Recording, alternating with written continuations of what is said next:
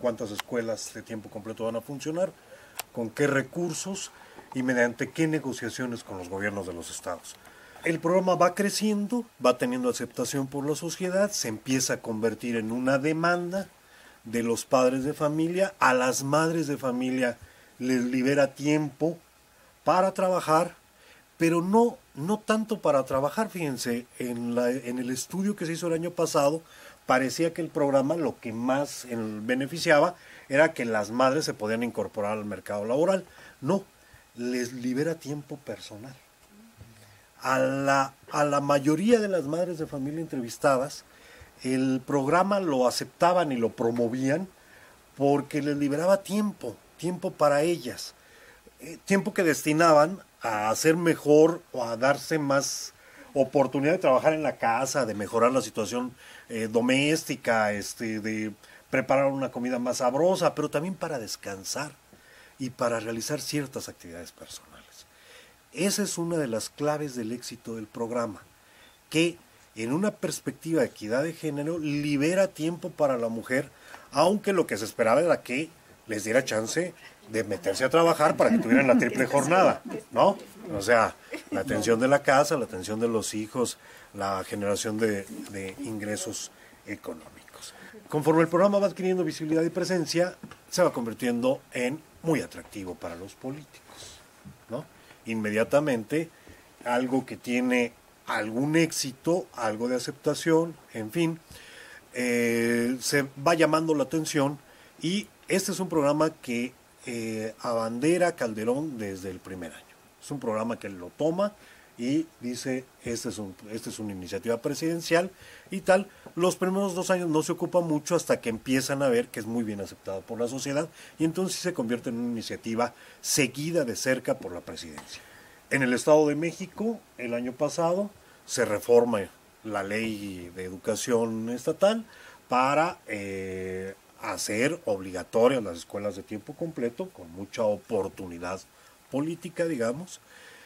Y ahora en abril se aprueban los diputados la iniciativa de ley para reformar la Ley General de Educación en el artículo 53, que establece la duración de los ciclos escolares, para que, dando un horizonte de 10 años, para que en México se universalice el tiempo completo en educación básica, es decir, preescolar, primaria y secundaria. Y aquí es donde empiezan a agravarse las cosas.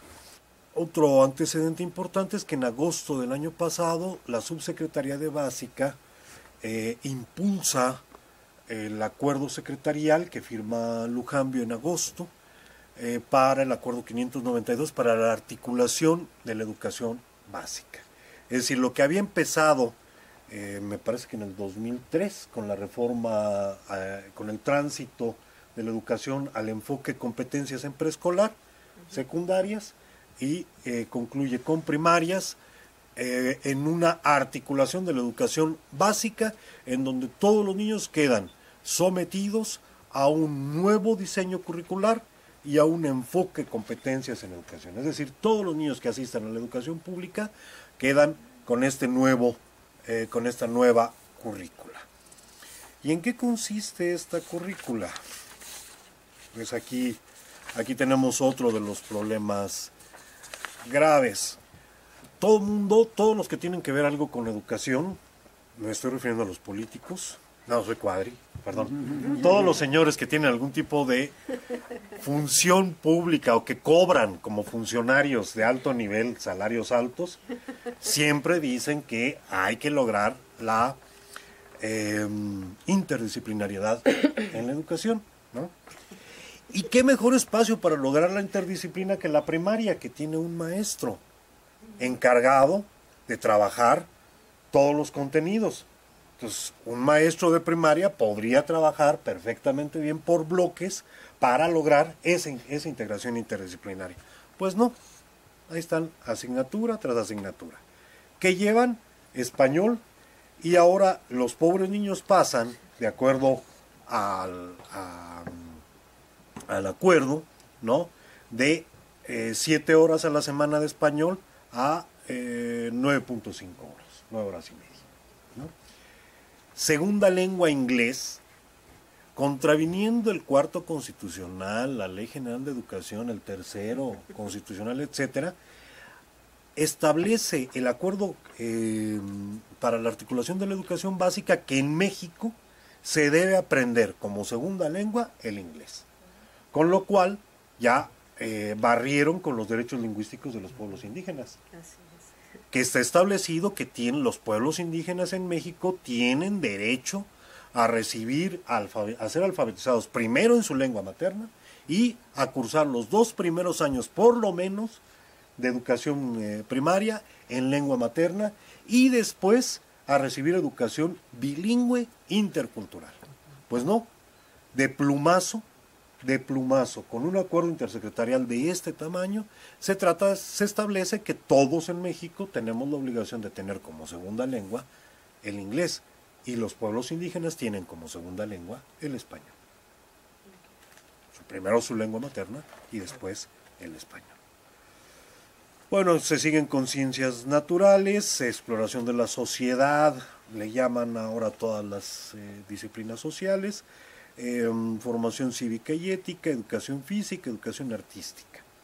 Todo fragmentado, como si la vida fuera así, como si la vida no fuera que tenemos que poner en juego todos nuestros saberes para salir adelante.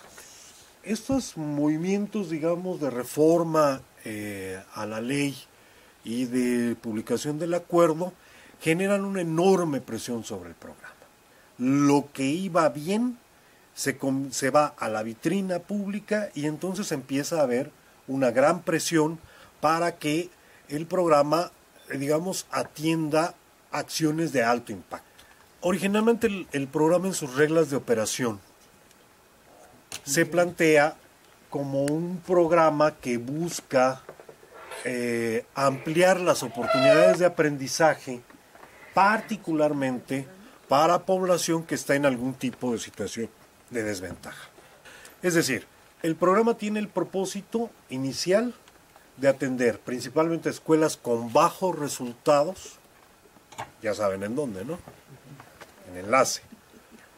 Bajos resultados educativos, y el programa lo dice porque la gente que está conduciendo el programa es gente muy inteligente y muy comprometida. Y han cuidado que las reglas de operación conserven cierta racionalidad. Y entonces dice, escuelas con bajos resultados educativos entre los que se pueden contar enlace, pero se supone que habrá que buscar algunos otros elementos.